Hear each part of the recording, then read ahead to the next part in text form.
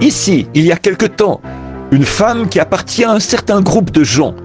Mais cette femme, ils ne croient pas que Jésus était divin. Ils ont dit qu'il était seulement un prophète. Elle a dit, je vais vous le prouver par votre Bible, qu'il n'était qu'un homme. J'ai dit, faites-le donc. Et elle a dit, quand il est allé au sépulcre de Lazare, la Bible dit, il pleura. Il devait être mortel, sinon il n'aurait pas pu pleurer. J'ai dit, il est allé au sépulcre en pleurant. C'est absolument vrai. Mais quand il a redressé son petit corps et a dit, Lazare, sors! Un homme qui était mort depuis 4 jours et avait pourri dans le sépulcre est sorti. C'était plus qu'un homme. Montrez-moi l'homme qui peut faire ça.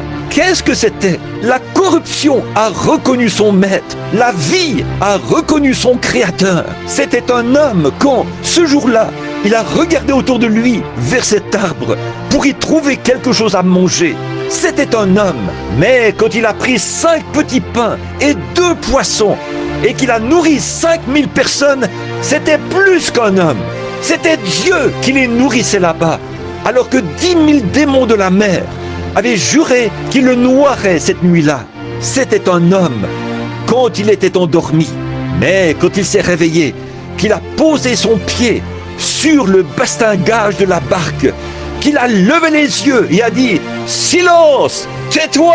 et que les vents et les vagues lui ont obéi. C'était plus qu'un homme. C'était Dieu dans l'homme. C'était un homme à la croix. Quand il est mort, c'était un homme. Mais le matin de Pâques, quand il a brisé les sceaux de la mort, de l'enfer et de la tombe, et qu'il est ressuscité, c'était plus qu'un homme. C'était Dieu manifesté.